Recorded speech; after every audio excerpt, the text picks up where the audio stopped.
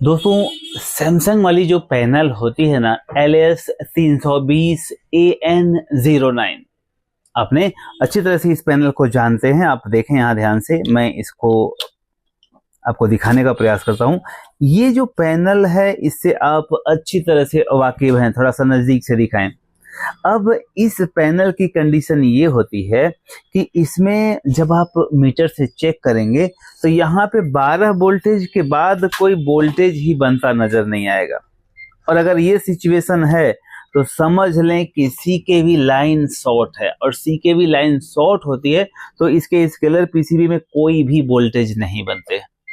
अब उसको ठीक करने के प्रयास में हम कई बार उसे ठीक करते हैं और कई बार उसे खराब कर देते हैं। तो आइए अब आपसे पैनलें खराब ना हो, इसके लिए मैं विस्तार से इसको समझाने का प्रयास करूंगा ताकि आप समझ सकें। दरअसल में इस पैनल में भी कुछ ऐसी ही सिचुएशन थी, इसमें वोल्टेज नहीं बन रहे थे और अब आप देखेंगे तो इसमें वोल्टेज आपको बनता हुआ नजर आएगा। देखें, हम आपको चेक करके बताने का प्रयास करेंगे। हम पहले इस सेट को ऑन करेंगे। सेट को ऑन करने के बाद ही हम आपको इसकी रीडिंग बता पाएंगे। तो चलें हम पहले सेट को ऑन करते हैं। सेट को हमने ऑन किया और देखें यहाँ ब्लू इंडिकेटर हो गया, बैक लाइट भी जल गई। अब देखते हैं यहाँ V ऑन पे वोल्टेज आ रहा है। ओ माय गॉड, 30 वोल्टेज आप देख पा रहे हैं V ऑन पे। अब ये 30 वोल्टेज आ रहा है, लेकिन यहाँ देखें पैनल में कुछ भी नहीं आ रहा। अब आएगा कैसे भला, क्योंकि हमने इसके जो CKV लाइन है दोनों तरफ की, हमने उसे ओपन कर दिया है क्योंकि इसमें शॉर्टिंग थी। और अगर एक तरफ की लाइन आप ओपन कर देते हैं तो अगर नहीं होती है तो दूसरी तरफ की लाइन ओपन करना पड़ता है। तो मैंने क्या किया कि यहाँ मैंने सबसे पहले इस तरफ की लाइन को ओपन कर दिया। आइए नजदीक से दिखाने का प्रयास करता हूँ। आप देखें, इधर की सारी लाइनें मैंने ओपन कर दिया और उसके बाद भी यहाँ वोल्टेज नहीं बना। और फिर मैंने क्या किया, फिर वापस जब इस तरफ की लाइन को ओपन किया, उसके बाद तुरंत ही यहाँ सारे वोल्टेज आ गए। अब जब सारे वोल्टेज आ गए तो अब इसमें कोई डाउट तो रहा नहीं कि CKV लाइन में शॉर्ट है। CKV लाइन की शॉर्टिंग की वजह से सारे वोल्टेज गायब हो जाते थे। अब चूंकि इधर शॉर्टिंग निकली, पहले मैंने इधर ओपन किया लेकिन वोल्टेज नहीं आए, और फिर जब इधर की सारी गेट लाइनें हमने ओपन कर दी तो यहाँ वोल्टेज आ गए। लेकिन चूंकि जब दोनों तरफ से गेट लाइन ओपन हो जाएगी तो पिक्चर बिल्कुल नहीं आएगी। और अब इसमें अगर पिक्चर लाना है तो इसके दो रास्ते हैं। या तो आपके पास बॉन्डिंग मशीन हो और इसको बॉन्डिंग करके इस तरफ के सारे लाइनों को चिपका दिया जाए, और या तो आपकी आंखें बड़ी तेज हों, तीव्र दृष्टि वाली आपकी आंखें हों तो वापस इसको सोल्डर मार सकते हैं। लेकिन सवाल ये है कि क्या सच में सोल्डर मारने से पिक्चर आ जाएगी, और सोल्डर किधर मारना है? तो मैं बताना चाहूंगा कि पहले मैंने इधर के CKV लाइन को ओपन किया, यहाँ वोल्टेज नहीं बना।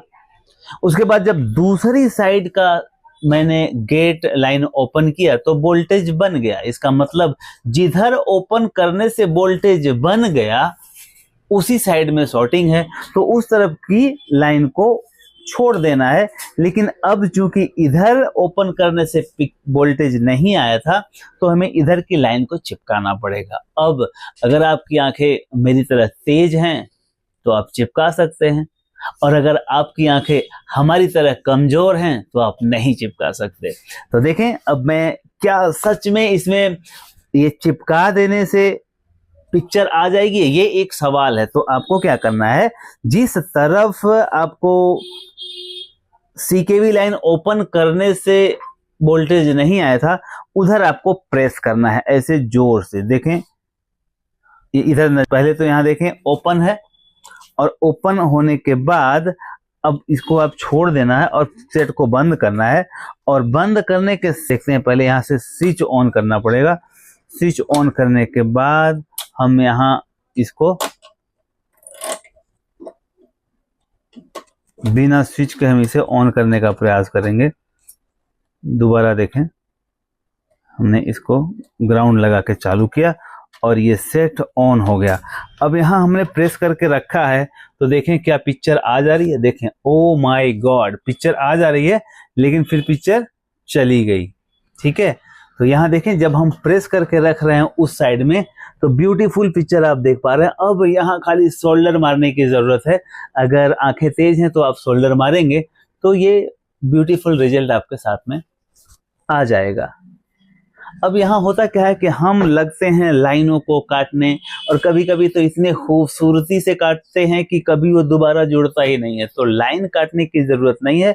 अच्छा हाँ, इस तरह के अगर ऑपरेशन करने हैं आपको तो जब आप कोफ को निकालते हैं, गेट लाइनों को निकालते हैं, तो ध्यान रखें जो ब्लोअर होता है ना अपना गन मशीन, उससे थोड़ा सा हीट देकर निकालें और उतना ही निकालें जितनी जरूरत है। अगर गेट के अंदर मतलब जो सोर्स कोफ के अंदर जाने वाली एक भी लाइन अगर ओपन कर देंगे आप तो यहाँ बारीक में बीच में बारीक लाइन आ जाएगी।